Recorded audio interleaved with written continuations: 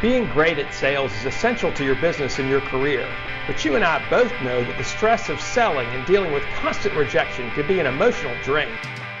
My entire brand, No BS Selling, is based on the belief that professional sales is a skill and not a personality, and that to be better at sales takes constant refinement and a dedication to your craft. This show is for salespeople and entrepreneurs who are committed to improving their sales skills and getting better results, and are sick and tired of the BS game that often happens between buyers and sellers. Welcome to the No BS Sales Podcast, and I'm your host, Walker McKay. I'll help you and your sales team make selling easier, feel less cheesy, and be more lucrative. It's time to change the rules and level the playing field between you and the people you sell to. You're already good, let's be better. Welcome to the No BS Sales Podcast. I'm your host, Walker McKay. I am really excited to have Jennifer Sutton on the show today. Jennifer is the founder and CEO of BRIGHT+CO. They're a marketing and advertising firm in Greenville, South Carolina. And Jennifer and I are going to talk today about making the jump from being a solopreneur to being a business owner, which is something that she's gone through, and she's going to share some stuff with us, some actionable ideas of how to make that jump if you want to do that. So Jennifer, welcome to the show. Hello. Thank you for having me. I appreciate it. I'm so glad to have you. It's funny, I knew about you before I met you. You've come recommended by several of the folks who have been on my podcast before, so I'm glad to have you on the show today. Tell me about BRIGHT+CO. What is that? So BRIGHT+CO, we are a full-service marketing and advertising agency. We were founded in 2013 when I started the company. We're located in downtown Greenville, and we founded it with the idea that agencies could serve the business community in a better way. Interesting. So, all right. So give me a little bit of your background and what drove you from saying, I want to be, I'm a solo, because I think you were successful as a solopreneur. And then you wanted to grow a company. Tell me about kind of your background and how you got there, and what made you go to the jump of wanting to run a company? Yeah, and a lot of it happened just organically. So my background is I've spent over 20 years in marketing on the agency side of the business. So I've spent time in big agencies, small agencies from the Midwest, and then here in South Carolina, Greenville. And I grew up on the agency side in the disciplines of market research, research design, and media planning and buying. So I was kind of considered the data nerd of the team, the lover of spreadsheets and systems and processes. And, that was kind of the what I was known for. And I got frustrated with I would consider the traditional agency model of, to hear clients get frustrated for multiple reasons of either work, just too many bureaucratic layers in larger agencies where it just felt like it took forever to get a campaign out the door, or to feel like the clients felt like, well, I guess I got the C team this time versus the A team. And a lot of it wasn't necessarily, I think that happens in agencies of you hire the best talent based on the salary and not based on true talent. And then also just talent that, how to keep creatives motivated and how to get the best work out of the creative. So you'd feel those frustrations from the client, or some agencies I worked for, and some of the reasons why I left was where departments were set up as profit centers. Yep. And so a lot of times agencies' bottom line was put before the client's best interest. That is shocking. That only happens in the agency business. Nobody else does that. Yeah. and it's frustrating, and like as a team member to go, I know that's not the best solution. Right. So that's demotivating. And then other things of we're really, as technology and tools and marketing and the landscape has changed so much, agencies, I don't think, evolved to meet the needs of the new landscape of, right. Agencies were set up with departments, and those departments were silos. So there wasn't really a holistic view of the campaign of the paid media program didn't necessarily integrate with the website or the social media campaign or public relations or, the lead, the sales lead management and CRM strategies weren't even connected or integrated at all with the brand, with the rest of the campaign. So traditional agencies just weren't set up to really look at that holistic and integrative view of how the dots all connected. And so therefore, I would look at it because, again, I come from that, the market research, and I could see the where the dots need to be connected, but I was only one person at the agency, Right. Trying to connect those dots and really looking at how we're just, every asset's not being used to its fullest. So let me slow you down for a second, Yeah. because you were making the shift. You were in the working for a big agency, and you began to see frustrations. What year was that? When did that kind of come to? What year did that come to a head for you? So I started seeing, getting more frustrated, I think in 2012. And then I ended up leaving the agency world and kind of going out on my own in 2013. So this is the dawn of social media marketing, correct? Is that about 2012, 2013? Yeah, social media, and then also the resurgence of kind of programmatic and digital media, and how you could really do some advanced things in digital advertising. All right, let me slow down for a second. Let me slow you down again. What is you use some terms that maybe some people don't know. What is programmatic advertising and what is in digital? Just to make that clear, what is programmatic advertising and digital branding? Yeah, so programmatic is a term that it's considered real-time buying of digital advertising. So that would be banner ads that you might see on a website or a sponsored post inside of Facebook. So, Got it. Yep. But programmatically, you can buy based on a demographic filter, geographic filter, or contextual, behavioral. So you can really target very finely your audience. So you're kind of buying right time, right place to the right people with very little waste. So was it the case in the bigger agencies, perhaps, that the people who were running the shop were older and therefore didn't see the importance of it? I guess it changes from time to time, but I've had some, folks as clients who were in that business before, and they said, they kind of got underrun by the quote younger people because they didn't get it as fast as the other people did. And I don't know. Because there's the older, but I was like, I'm not a young spry. I started 54, out in my right? 40s. Yeah.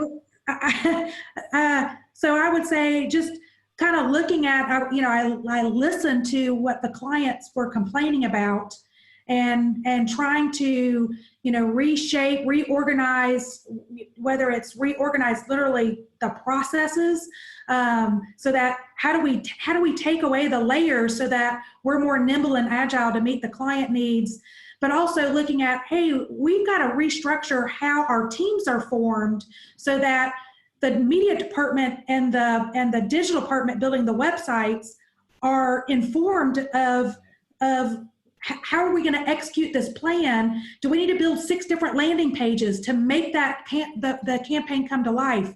And a lot of times it just, larger agencies it's just too cumbersome. Those silos are there. So what was the straw that broke the camel's back for you? What was it that made you say, F this, I'm leaving the damn big agency?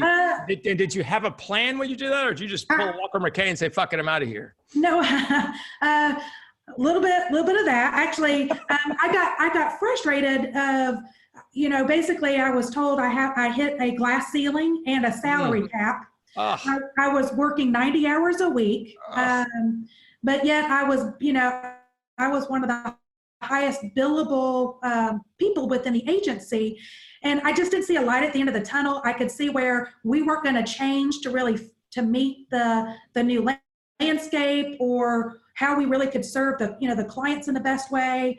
And the catalyst was this was in the summer of 2013, my father-in-law passed away. And, we went back to Indiana, and we were up there dealing with, family, financials and all that. Yep.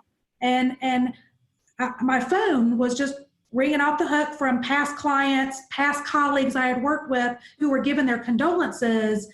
And started saying, "Hey, Jennifer, have you ever thought about going out on your own? Because I could really use, or would you ever freelance?"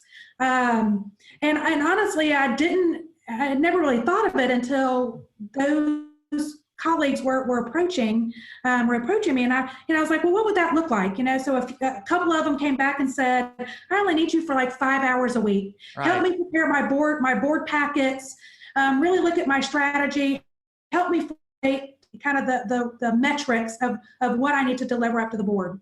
And this is what I'd pay you for that. And then another person came back and said, I need, can you develop my media plan and run my media program?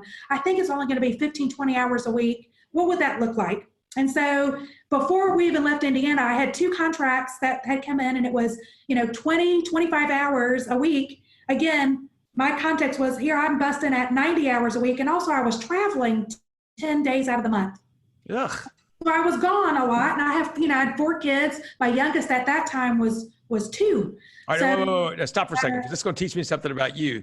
You were already working 90 hours a week with 4 kids, and you just accepted 2 contracts to do 5 and 25 hours a week on top of that. Or is this what you said? I'm going to quit. I'm going to accept these contracts. So this is, so I looked, I was like, honey, look at this, to my husband. And he said, wait a minute, this is for 20, 25 hours a week. And between these 2 contracts, it's a little over 70% of your salary today. When we get back to Greenville, you're putting in your notice. He said, because John Reed's like, I know you are passionate about marketing and the industry and the marketplace. So you're going to figure it out. Let's do a year. You can either continue to build the capacity of just taking on contracts and being, just kind of an entrepreneur, independent contractor. He was like, you could go work for another agency, but let's give the time to be able to find, because you've already been told you have no future where you are. So take that opportunity. And he's like, you've always talked about you might want to go corporate and be a brand manager, a VP of marketing, or a CMO somewhere. He was like, explore that, but let's take a year and you have 3 paths. And honestly, those were the 3 paths that I looked at the time. And that was the summer of 2013. Within just a few months after I put in my notice, my phone started ringing off the hook from past colleagues, from people that I worked with at other agencies, past clients, who said, whoa, if you're really on your own. And I started picking up contracts, started picking up work. And then I started realizing I missed working with, especially with like old creative directors and other media people and other research designers and copywriters. And I mean, just like the best people in the field. And by October or November of that year, it was, oh my gosh, I miss working with the best and brightest.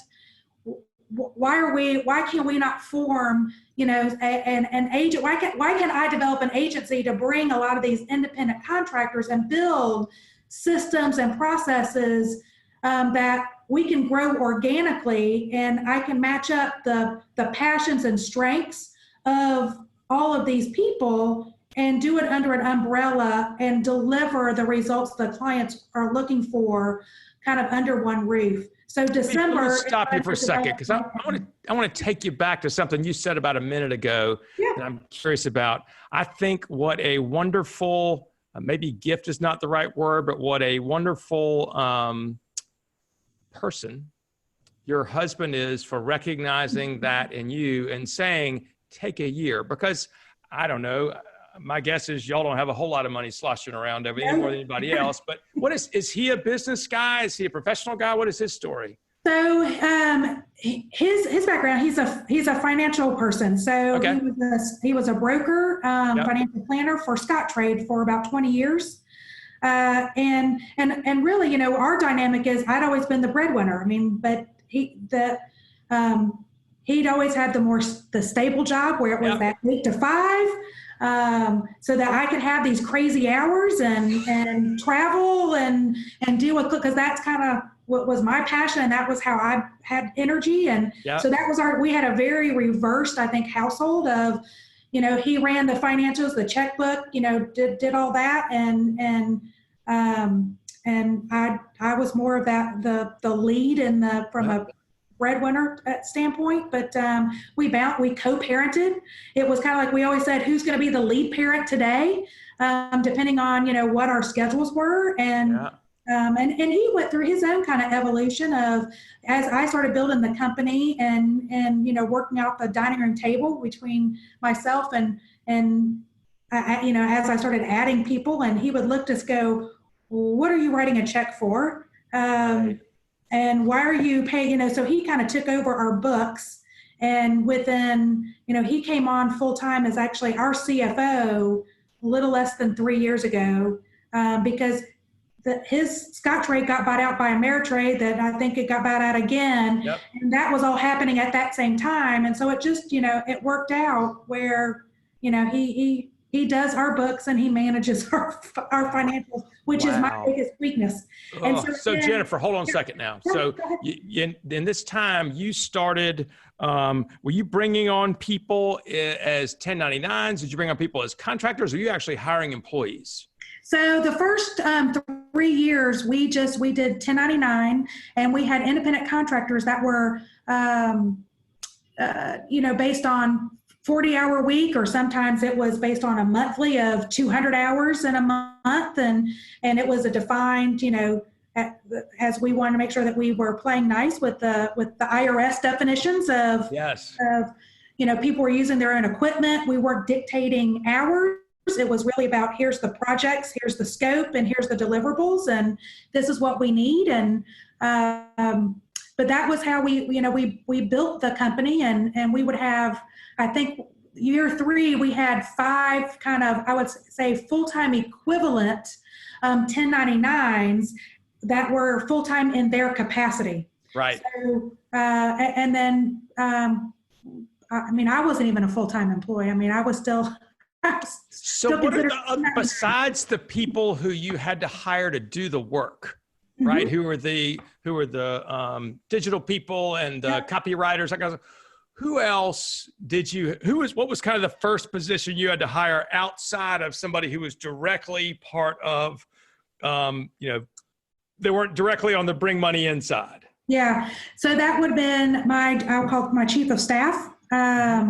And she's I would call it resource manager. So she's the one that helped me build. So let me take a step. So our business model, the way that we've kind of built it a little bit uniquely and organically, like I said, it was kind of all these independent contractors of an art director that lost their job in 2008, 2010 from an agency, tremendous brand experience, but decided I will never go work for an agency. Right. Yeah. But we're trying to be their own one-stop shop, and not doing that well, because art directors shouldn't be doing media spreadsheets and contact reports and going to find new clients. Do those things, and same with copywriters and in that world. So I started building this network of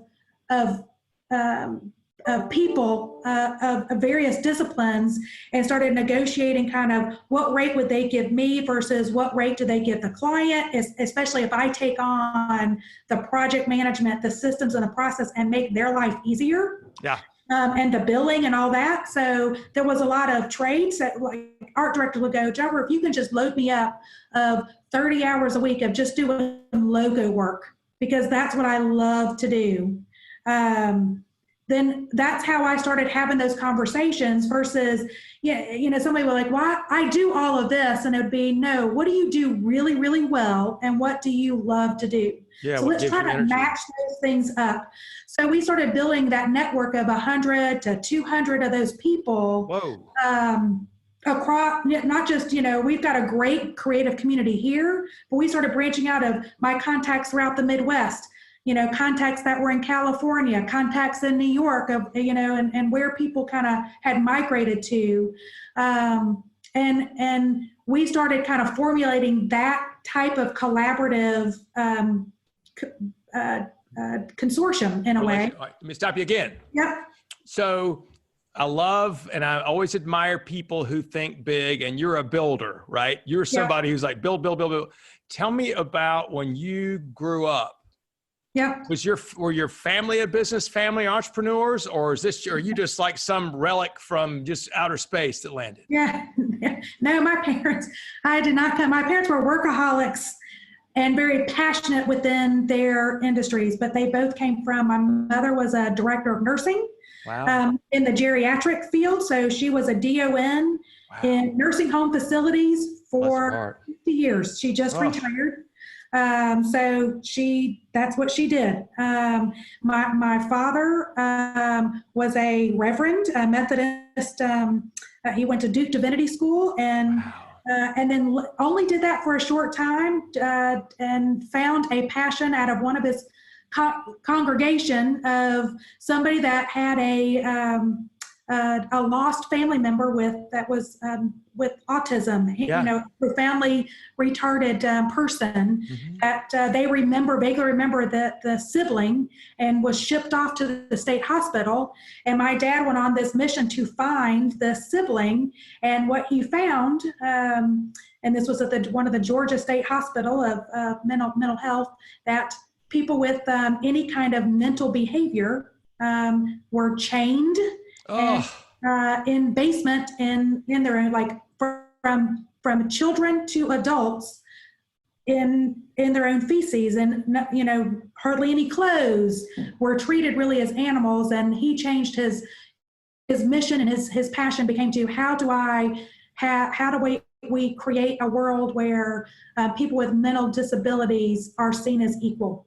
So changing kind of the model of the model homes, those, the community homes. How do you get people out of the state hospital? How do you educate parents of how to keep people at home in a sustainable way? And, so he did that up until his death in 2008. So I come from very passionate people within the healthcare world, but we're not.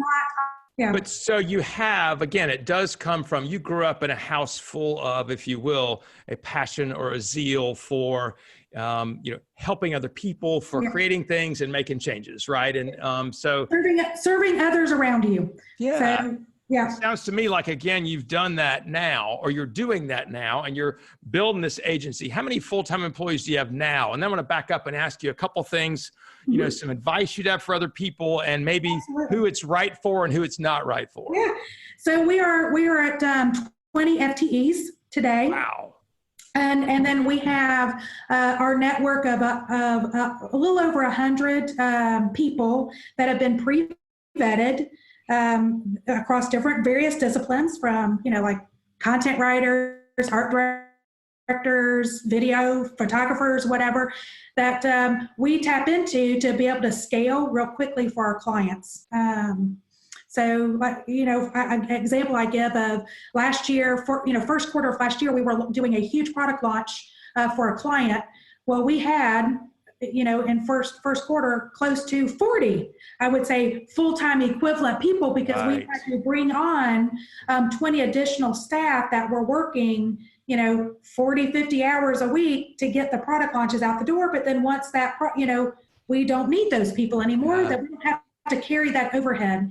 And also what we found too, there's a lot of people that want to work that way. So, really, especially in the creative environment, there's a lot of folks that like to come in who are great at certain things, certain clients. They're passionate. They will give us their all, but they're happy to stay independent and become dedicated to Bright when we need them. So tell me something. All right. So you and I were talking earlier before the show, and you said you talked about taking, a solopreneur business, a one-person kind of shop, to a business, and you said it is not, not everybody has the skills to do that. Not everybody should do that. Tell me, what is it? I've kind of heard your drive inside, right? Now I hear about your husband who supported you, and kind of gave you, I'm going to call it walls and infrastructure and hugs to kind of hold it all together. He gave me a nest. He gave you, that's exactly the word I'm looking for. He gave me a nest to thrive in. So tell me, what's advice? How does somebody know, that they're ready, number one, to quit their job and do a solopreneur thing? And then number two, what's a sign that they need to be building a company? And maybe that's the wrong question, but let's just start there. Yeah. So are you the right person to, like, take the risk? Because it's nerve wracking, because there is a lot of risk. I mean, when he gave me, I would say, the permission to say, look, we'll figure it out. Yep. We'll make cutbacks. We'll if we have to sell our house, we'll do it. Let's try it, because it was. I mean, you're basically cutting your household income. Yep. And even if you don't have things lined up, I mean, they always say, before you leave your current company, you need to have that plan in place. You should have things lined up. I had things lined up. So I left the company in July. My contract started in August and September. So there was at least a nest of some kind of comfort. Yeah, that some income, right? Something was going to come in, right? Yeah. And to give that, and then just having that framework of a time frame, which I needed to go, what, I gotta bust it. I can't let my family down. I have a year to figure this thing out. And I was fortunate that I thought I built an image and a brand for myself that was very humbling. That when your phone does ring off the hook and people remember working with you 10 years ago, 5 years ago, 20 years ago, and they had a good memory, a good experience, and they continue to follow, you on LinkedIn. I mean, it was a very humbling. I found the same. You're exactly right. To hear those stories and people kind of coming out of the woodwork to say, you know what, I want to work with you again. And also the drive to go, when you're given those opportunities, don't let those people down, right? So what is this? I mean, because clearly you went from solopreneur, and then I don't know if it was a conscious decision of yours or just was a function of what was going on around you. Did you say, it's time I scale this and build a company, or did it just happen around you? Two things. I think, I wasn't, it was not my intention to build an agency. Yeah. So it was interesting, one of the paths, remember I was saying that one of the paths that I could have taken was to go work for another agency. Yep. And so as I was talking to other, agency principals who were like, Jennifer, if we bring you in, it was, I'm listening to how their background and how they started the agency. And I'm sitting there going, I have more agency experience than a lot of the agency principals that I'm here talking to. What if they can do it? Why can't I? And so every time I would have those interviews, that's what I left with in my mind. Does anything still anymore? Because you've been doing this, you've had BRIGHT+CO for how many years now? Yeah, going on. Yeah, we're 6 years. Do you ever have any doubt? I mean, does it ever in the middle of the night, do you ever wake up and go, what the fuck am I doing? Yeah. Oh yeah. Good. It's not just me. Every time we add, because I would say year 3 is when we evolved to go, we need to bring on actual FTEs, like, full-time W-2 employees, because we need to recruit and retain top talent.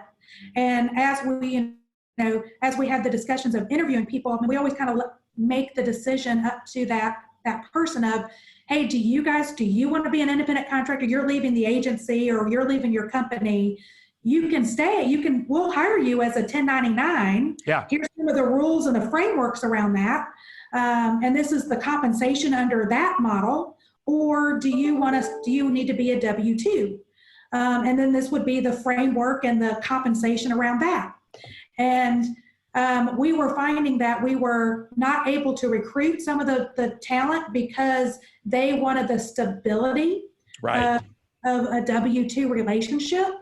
And also we lost people because they felt I would say unstable being in this environment.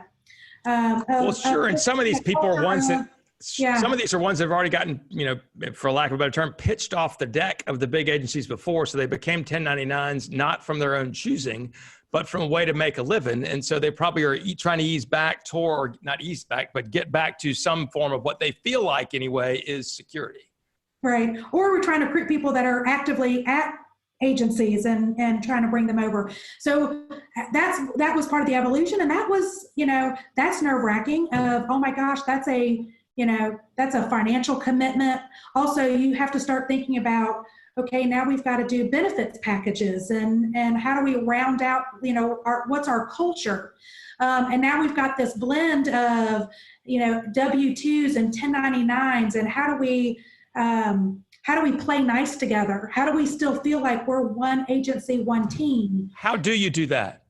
So we're still evolving on that, but yeah, of course. We built a 3-year strategic plan in 2018, revised it to really make it be at the end of 2019 to be a 5-year strategic plan. And a part of that was, let's define our culture. Let's define how we work together. And actually, we're having our company retreats tomorrow. Cool. We're bringing everybody together, and we're going to present here's the plan. Can you share with me when you guys said you figured out we had to define our culture, working on that? Is that something that you can put into words? Yeah. So little things like, there's, I wish I had my little document in front of me, but little things like, we never say, like, contractor is a bad word in our agency. We don't say freelancer. So whether you're a W-2 or a 1099, whether you work here, 40 and maybe only like once over the break in front of our clients or even to each other, we should not distinguish that. It's almost like in our vernacular, how we've talked about it, that's like asking somebody their salary. Yeah, right. Got it. That's private. It's confidential. They're a teammate. Yeah. And they work side by side. So things like, we're all teammates here. We use the word we, it's never I. So even if you feel like you did it yourself and you wrote that document, it is, we did this, so that everybody feels like they are armed with a whole lot of other people behind them supporting them. Cool. As I communicate to the client, we are highly collaborative. We believe in teamwork and respect. That it's all about a cognitive personality test. It's called a Colby Index. I love the which Colby. Outlines, so how people think, the way that people process information. And so we're going to do little exercises like, well, who is good at this? So we've got good brainstormers. Well, they might be not creative. Yes. So let me slow you down for a second again. So you've had now. Anywhere. All right. One more thing. You have you've had 6 years of experience, and if it's like me, you got all the rainbows and the skid marks of 6 years in business, right? And if there were one piece of advice that you would offer somebody that who is where you were 6 years ago, right? They've already decided, they've either made the leap, or they're getting ready to make the leap, or to leaving their big corporate thing. What kind of advice would you give somebody? Yeah, so I would say sit down and really have just a come to Jesus with yourself of what is the vision of why are you leaving? Yeah. What is that's kind of what I had to do when, like I said, all these people were, calling, we started working on these clients together, and it was, okay, if I'm going to create an agency, what is the vision of that agency? There's a lot of ex-agency people that start agencies. Why am I different? Yeah. And so I had thought very hard of what does that look like? And so I knew that's why the name is BRIGHT+CO. That's why it's not Sutton Strategies or Sutton Marketing. I wanted the agency to be bigger than me. Yeah. And that was something that was intentional from the beginning of, even though it took 2 years before I really brought somebody on, full time, I knew I had to figure out how to scale beyond me. Yeah. Fascinating. And so, well, listen, I want to tell you, I've thoroughly enjoyed listening to your story, and I've loved hearing your process. And I also love your passion. I think that's many times that's what entrepreneurs who can make it, Yeah. who do make it, that's what they have. And it's because I think passion also brings resiliency. Yes. And I believe that you clearly have shown a bunch of that with your different work. Tell me something, Jennifer, how would people get in touch with you if they wanted to find you? So you go to our website, and that is BRIGHT, BRIGHT, marketers.com, brightcomarketers.com. You could email me at info@brightcomarketers.com.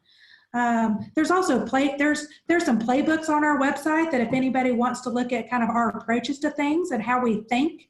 There are about 3 playbooks on the website that you can download. One around kind of our approach to digital, our approach to integrated marketing, planning, and I think there's one on search, like just the landscape of search. So cool. Hey, that's great. Thank you so much. You're welcome. Guys, No BS Sales Team, I hope you've enjoyed this episode. Jennifer Sutton is a fireball. She's super smart. She's got a great reputation, and she's been really fun to talk to. Hope you guys, if you like this, please rate it and review it. Share it with your friends. I've also enjoyed thoroughly. Many of you people have been emailing me and saying, hey, Walker, I love this about that, or here's a question about that. Will you forward this to your guest? If you want to do that, my email is walker@walkermckay.com. I have a newsletter that goes out every week. If you want to be part of the newsletter, it sends an episode of the podcast. It's got some video stuff that I do, some articles that I'm reading, and also kind of a reading list, a book reading list I'm working on. So if you want to get that, if you type the letters NOBS to the number 66866, NOBS to the number 66866, that'll put you on an email list. And you'll be the first ones to learn about the different new things that we're doing. So, Jennifer, thank you so much for being here. You've really been a great guest, and I'm excited to have spent time with you, and I look forward to spending more time. I appreciate it. Thanks, Walker. You're welcome.